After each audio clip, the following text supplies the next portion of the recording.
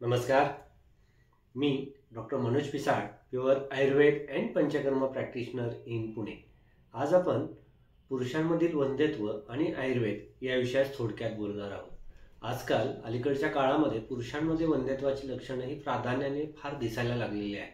त्याच्यामध्ये शुक्राणूंची संख्या कुठेतरी कमी होणे, त्याच्या मोर्टॅलिटीमध्ये कुठेतरी कमतरता येणे, त्याच्या स्ट्रक्चरमध्ये कुठेतरी बिघाड होणे, यासारखी लक्षणं ही प्राधान्याने दिसायला लागलेली आहेत. आता ही लक्षणं दिसण्यामागं महत्त्वाचं कारण काय आहे, तर त्याच्यामागं महत्त्वाचं कारण म्हणजे तुमची बिघडलेली जीवनशैली.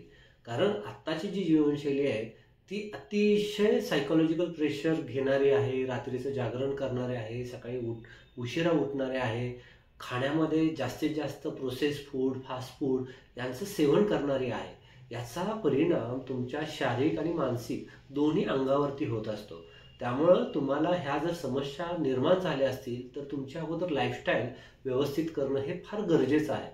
आता पुरुष वंध्यत्वाची कुठलीही जरी लक्षणं दिसायला लागली तर आमच्या आयुर्वेदानुसार शुक्राचं म्हणजे वंध्यत्वाचं अतिशय चांगल्या पद्धतीने वर्णन आयुर्वेदामध्ये केलेलं आहे.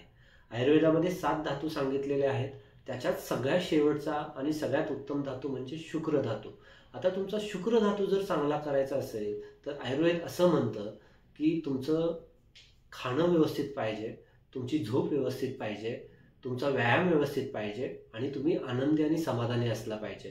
तरच तुमचा शुक्र धातू हा चांगल्या अवस्थेत राहतो. परंतु आत्ताच्या काळामध्ये ह्या सगळ्या गोष्टी कुठेतरी बिघडलेल्या दिसत आहेत. त्यामुळे ही ही लक्षणं वाढलेली दिसत आहेत. आता ही लक्षणं वाढल्यानंतर आपल्याला काय करता येईल, तर आयुर्वेदामध्ये ह्याच्या चिकित्सेचं अतिशय चांगल्या पद्धतीने वर्णन केलेलं आहे.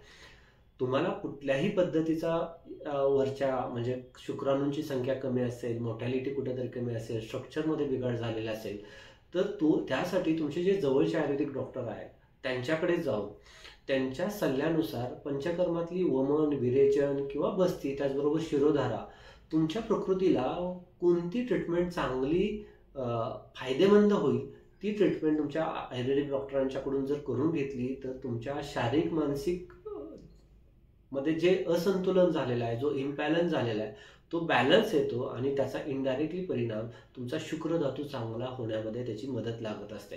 त्यामुळे पंचकर्माचा रोल ह्यामध्ये खूप महत्त्वाचा आहे.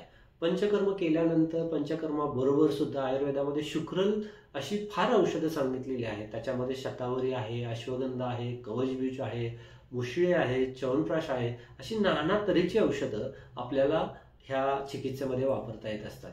त्याचबरोबर हे करत असताना सुद्धा हे झाल्यानंतर योग आणि प्राणायामाची जोड जर तुम्ही घेतली तर त्याचा सुद्धा अतिशय चांगला उपयोग होत असतो.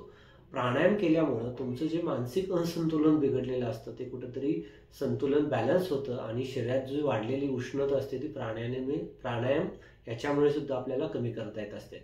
त्यामुळे ह्या पद्धतीचा जर वापर करून तुमच्या जवळच्या आयुर्वेदिक डॉक्टरांच्या सल्ल्याने जर ट्रीटमेंट घेतली तर नक्की तुम्हाला ह्याच्यावरती यश प्राप्त होईल. धन्यवाद.